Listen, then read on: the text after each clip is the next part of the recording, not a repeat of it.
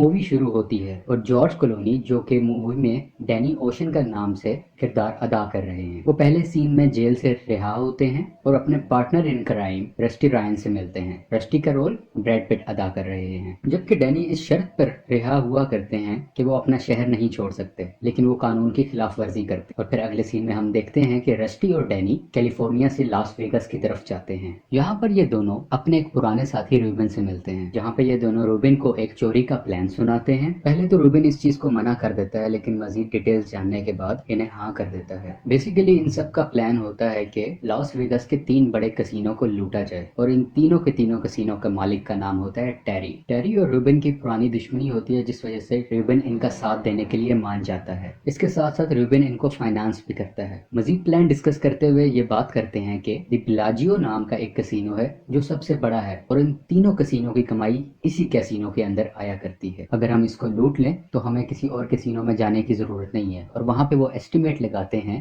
160 million US dollars. अगले scene में हम देखते हैं कि डैनी और रस्टी अपनी एक टीम बनाते हैं, जिसमें मुख्तलिफ स्पेशलिटी के लोगों को ऐड किया जाता है। कोई सिक्योरिटी का माहिर है, कोई कैसीनो मैनेजमेंट बहुत बेहतर तरीके से जानता है, और कोई बहुत अच्छे तरीके से एक्सप्लोजिव का काम जानता है। तमाम टीम के मेंबर्स बहुत ज्यादा तैयारी करते हैं। वो नजर रखते हैं कि बेलाजियो कैसीनो के बाहर कितनी सिक्योरिटी है, कितने लोग हैं, कौन आता जाता है, कब स्टाफ की शिफ्टिंग होती है, और बहुत से मामलात पर ये नजर रखते हैं। और इसके साथ साथ बेलाजियो कैसीनो में जो सिक्योरिटी वॉल्ट होता है, ये लोग उसकी सेम कॉपी बनाते हैं ताकि उसको तोड़ सकें और उसके सिक्योरिटी सिस्टम को चेक कर सकें, ताकि जब असल में चोरी करने जाएं तो इन्हें कोई प्रॉब्लम पेश ना आए। यहाँ पर डैरी को पता चलता है कि उसकी एक्स वाइफ, जिसकी उससे डाइवोर्स हो चुकी है, वो डैनी ओशन की करंट गर्लफ्रेंड है। अब क्योंकि टेरी डैनी के बारे में जानता है, तो जिस दिन चोरी होनी होती है उस दिन डैनी खुलेआम कैसीनो में जाकर बैठ जाता है ताकि वो सबकी नजरों में आ जाए, और टेरी उसे देखते ही शक का शिकार हो जाता है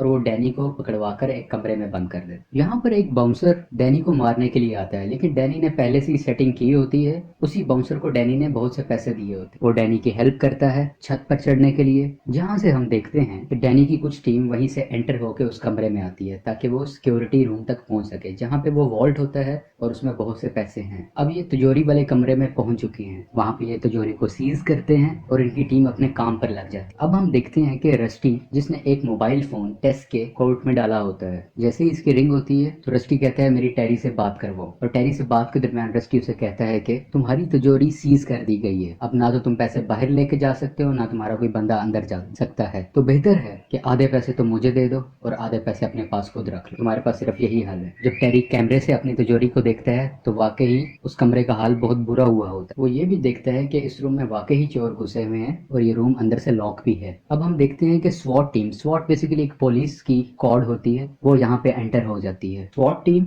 और अंदर तिजोरी के मौजूद लोगों में आपस में फायरिंग एक्सचेंज होती है, और यहाँ पे स्वॉट टीम एक जोर का धमाका करती है। जैसे ही धमाका करती है तो अंदर जो कुछ बहुत पैसे होते हैं वो भी धमाके से जल जाते हैं, और थोड़ी देर में स्वॉट टीम वहां से निकल जाती है अपना जरूरी सामान लेकर। टेरी यहाँ पे बड़ा परेशान होता है और वो बार बार वीडियो की फुटेज देखता है, और उसे एकदम रियलाइज होता है कि उसने कुछ अरसा पहले तिजोरी वाले कमरे की जमीन पर बेलाजियो लिखवाया था, जो कि इस फुटेज में मौजूद नहीं है। अब ये क्या होता है, तो होता यूं है, डैनी की टीम के सिक्योरिटी एक्सपर्ट्स एक झूठी इमेज टेरी को दिखा रहे होते हैं, जो बेसिकली उनके ट्रेनिंग वाले कमरे की होती है, और यहाँ डैनी और उसकी टीम मुकम्मल तरीके से टेरी को बेवकूफ बना चुके हो। और अब हमें पता चलता है जो स्वॉट टीम थी वो कोई और नहीं बल्कि डैनी की ही टीम, और वो उन बैग्स में से अपना सामान नहीं बल्कि टेरी के बचे हुए पैसों को लेकर जाते, और वो सब उनके सामने से ही गुजर जाते हैं और किसी को शक नहीं हो पाता कि इन बैग्स में पैसे हैं या स्वॉट टीम के अपने वेपन्स और सामान। अब हम देखते हैं कि डैनी ओशंस अभी भी उसी कमरे में लॉक होता है उस बाउंसर के साथ, जहाँ पे टेरी ने उसे बंद करवाया होता है। टेरी को मुकम्मल भरोसा होता है कि इस सारी चीज के पीछे डैनी का हाथ है,